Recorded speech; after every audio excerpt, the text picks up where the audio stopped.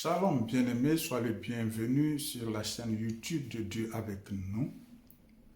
Nous allons encore partager un moment de témoignage pour, bien-aimés, te faire comprendre que Dieu, il continue de faire des miracles. Pour te faire comprendre que Jésus-Christ est le Sauveur. Pour te faire comprendre que tu ne dois plus douter. Bien-aimé, suis cette séquence vidéo, ce témoignage édifiant de cette femme médecin qui a rencontré Jésus. Moi, j'étais musulmane il y a encore 2 mois et demi. Waouh! Et je suis médecin, on m'a annoncé un cancer des ovaires au mois de juin. D'accord. Et pendant 3 semaines, 1 mois, en fait, j'étais très très mal, jusqu'à entendre parler de Jésus. J'en avais déjà entendu parler, mais là, j'ai été vraiment touchée sur une vidéo comme ça un soir chez moi. Et donc, je me suis intéressée à cette personne. Et en fait, j'avais pleuré pendant 3 semaines de tristesse. Et là, je pleurais d'amour. Wow. Et je comprenais pas. Donc, j'ai regardé beaucoup de vidéos témoignages sur Jésus. Et le soir même, c'était le 11 juillet de cette année, 2018. Wow. Je me suis mise à genoux dans ma chambre pour la première fois de ma vie devant Dieu. Et j'ai supplié pendant 20 minutes, Jésus, si tu existes vraiment, moi ça me suffit pas d'entendre parler de toi, je veux te voir. Et je veux te voir d'une façon que plus jamais de ma vie je vais douter de toi. Et en fait, pendant 20 minutes j'ai attendu, j'ai supplié à genoux, et il s'est rien passé, je suis retournée dans mon lit, et là j'ai entendu une voix qui me disait « Retourne-toi ». Et j'ai fait ma rebelle. J'ai dit, mais il n'y a rien, il y a un mur blanc derrière moi. Et j'ai entendu une deuxième fois, retourne-toi, de façon très forte. Et là, je me suis retournée et en fait, au-dessus de mon lit, j'ai fait plusieurs pas de recul parce qu'il y avait la tête de Jésus, en fait. Wow. Et énorme. Et en fait, dans ses yeux, nos yeux sont pas, ses yeux sont pas comme les nôtres, en fait. Il n'y a pas un cercle, quoi. Il y a tous les univers dans ses yeux. Et en fait, il m'a regardé, il m'a transpercé le cœur. Et en fait, là, j'ai une urgence intérieure qui, pour une musulmane, est incompréhensible. C'est-à-dire que c'est pas venu de mon mental. Je devais me faire baptiser le plus vite possible. Donc, le lendemain, j'ai cherché partout où me faire baptiser. J'ai regardé des églises sur Internet. J'étais devant des églises. J'étais là postée. C'était le 12 juillet. Et ça parlait pas à mon cœur. Je disais non. Non, non, les catholiques, les protestants, non, non, non. Et à la fin de la journée, j'ai dit à Jésus, tu m'as donné cette envie-là, donc guide-moi. Et donc, il m'a guidée en fait vers des personnes qui font des baptêmes dans des lacs, des piscines, des trucs. Et donc, j'ai été baptisée le 13 juillet 2018. Et là, j'ai vraiment vu, parce que en fait, je suis médecin psychiatre, addictologue, et je croyais pas trop aux esprits, tout ça. Et là, j'ai vu des esprits sortir de moi, etc. Wow. Donc, j'ai dit...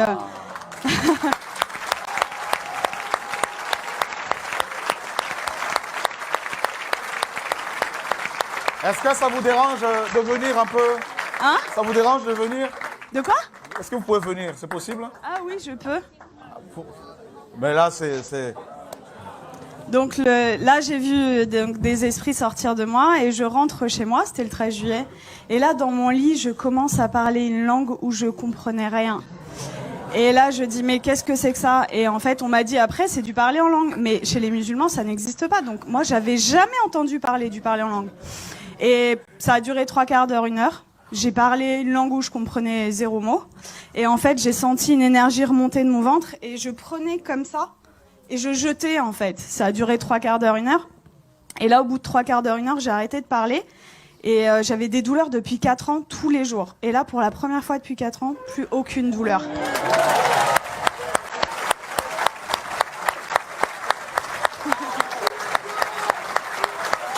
Wow.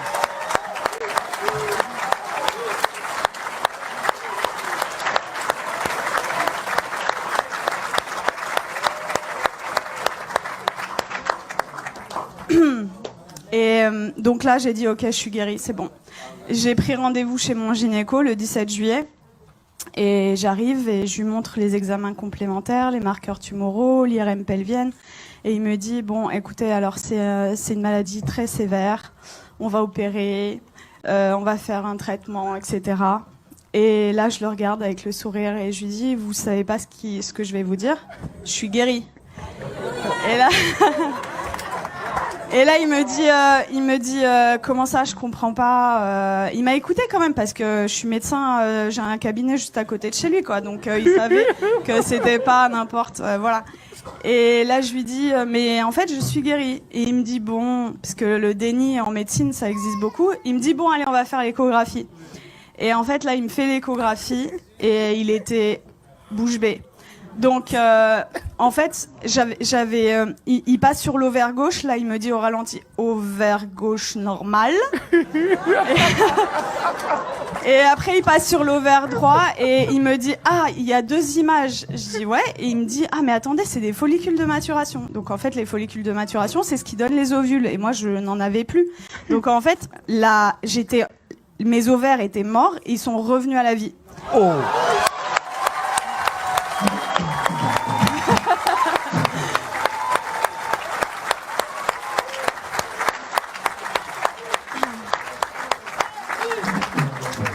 Et là, il retire la sonde et il me dit, vous vous rhabillez, vous allez m'expliquer ce qui s'est passé. Et du coup, je lui raconte en gros que j'ai rencontré Jésus 6 jours avant, qu'il m'a guéri et tout.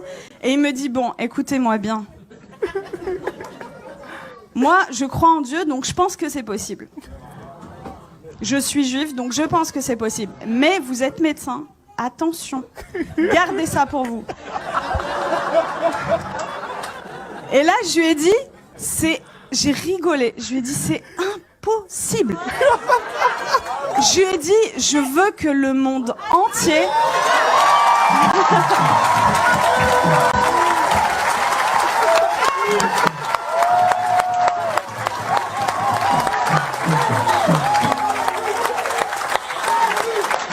Jésus, Jésus, Jésus, Jésus, Jésus, Jésus.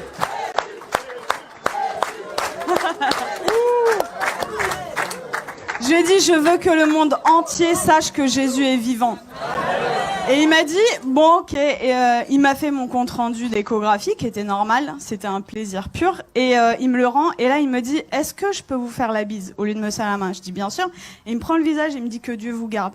Et en fait, ce que je raconte partout autour de moi, c'est, tout à l'heure, le frère disait que vous aviez vécu au Cameroun l'acte des apôtres. En fait, c'est ce que je vis tous les jours, quoi.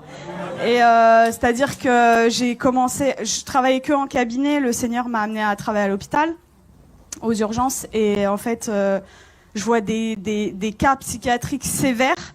Et ma première garde après mon baptême, les infirmiers, le geste qu'ils ont fait le plus dans la nuit, c'était ça. Ils y croyaient pas, en fait. Il y avait que des miracles. Toute la nuit. Ils ont pas compris.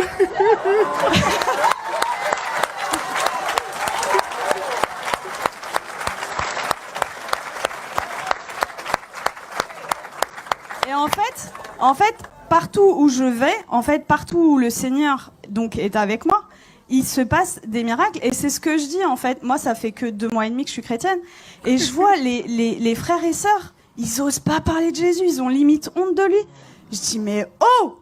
Moi, je vais au salon de coiffure, il y a des coiffeuses qui sont guéries. Je vais à la boulangerie, à la boulangère.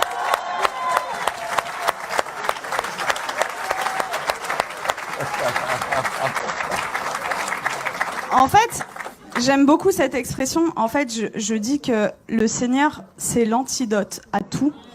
Et le monde entier a le poison. C'est-à-dire qu'ils connaissent pas Jésus. Moi, j'ai 33 ans. J'ai attendu 33 ans pour qu'on me parle de Jésus. Mais attendez, mais moi, j'aurais voulu que quelqu'un vienne me parler de Jésus. Vienne me dire, mais attends, la solution à tous tes problèmes, ton malheur et tout, c'est Jésus la solution. Mais personne autour de moi. J'avais aucun chrétien autour de moi. Donc, dans ma famille, ils sont tous musulmans et quelques personnes athées. Et en fait, ils comprennent pas du tout ce qui se passe. Mais juste, je voulais vous dire que je vis des miracles tous les jours. Tous les jours, c'est des prodiges de Dieu. Je vais vous raconter juste, il y a quelques jours, ce qui s'est passé parce que je dois choisir et je peux pas tout vous raconter. Donc, il y a ma famille qui était en Algérie pendant tout l'été. Ils sont rentrés et il y a mon oncle, en fait, il a de l'arthrose sévère au genou. Et je suis arrivée, j'ai raconté ce qui s'était passé cet été, et ils m'ont dit ouais c'est bon, t'arrêtes de nous parler de Jésus. Déjà ils ont été tolérants, ils ont accepté d'écouter. Et là je vois en fait mon oncle il boite, il a de l'arthrose. Et là je lui dis tonton, est-ce que je peux prier pour toi? Il me dit non. Et ma tante elle lui dit bah pourquoi, qu'est-ce que t'as à perdre? On va voir si ce qu'elle dit est vrai. Je dis ok. Et là, le Seigneur m'a donné le verset, vous savez, où il ressuscite une femme et il fait sortir tout le monde, en fait. Donc, en fait, j'ai pris mon oncle, je l'ai sorti du salon et j'ai prié pour lui. Et en fait, je lui dis, t'as mal à combien? Il me dit à 7 sur 10. Il boitait. Et donc, je prie le Seigneur et le Seigneur le guérit. Il me dit, mais j'ai plus mal du tout. Et là, il commence à courir dans toute la maison.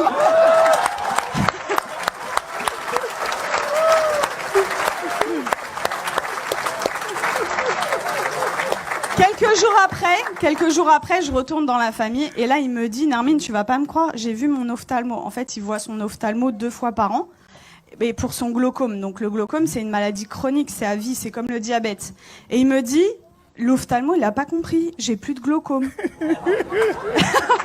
Il lui a dit, je peux pas t'arrêter les 2 traitements parce que voilà, mais j'en arrête 1 sur 2. La prochaine fois, s'il y a plus rien, on arrête le 2e, quoi.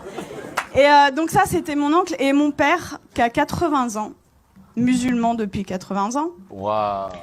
J'ai été le voir, ça faisait très longtemps que j'étais pas allée le voir, au moins 6 mois, 1 an. J'ai été le voir jeudi dernier. Et en fait, je lui ai raconté ce qui m'est arrivé. Il a été guéri. J'ai prié pour lui. Il a été guéri de ses acouphènes, c'est des bourdonnements. Il avait depuis 10 ans, plus d'acouphènes. Il avait mal au dos, il pouvait pas sortir sans ceinture. Plus de ceinture. Je l'ai sorti sans ceinture. Il voyait double, il avait une diplopie. Il voyait double quand il mettait pas ses lunettes. Plus de diplopie. Et là, au bout de 2 heures, il me dit c'est bon, je me donne à lui.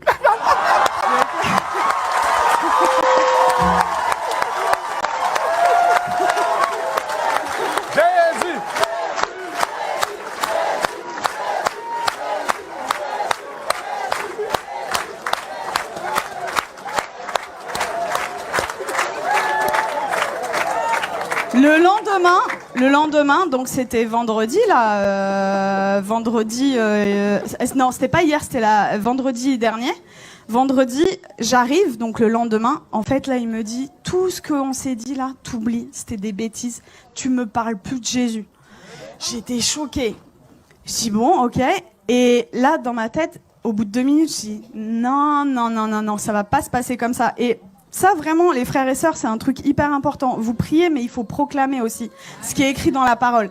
Et donc, dans ma tête, j'ai dit, je proclame qu'il appartient à Jésus. Je proclame qu'il appartient à Jésus. Et donc, j'ai proclamé.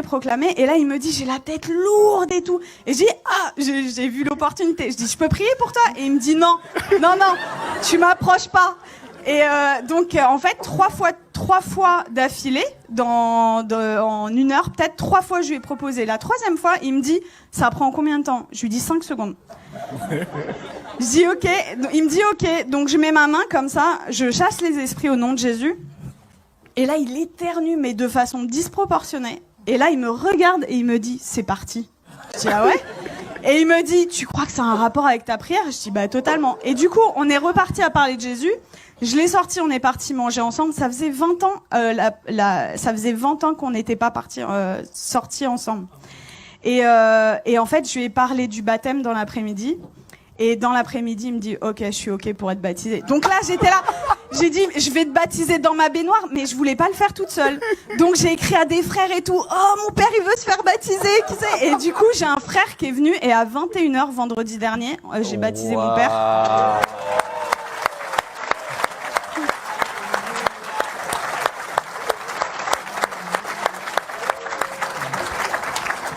Et voilà, pour vraiment vous dire que rien n'est impossible. Il a 80 ans et les musulmans, jamais. Alors, après ma conversion, le Seigneur m'avait donné une vision où je baptisais mon père.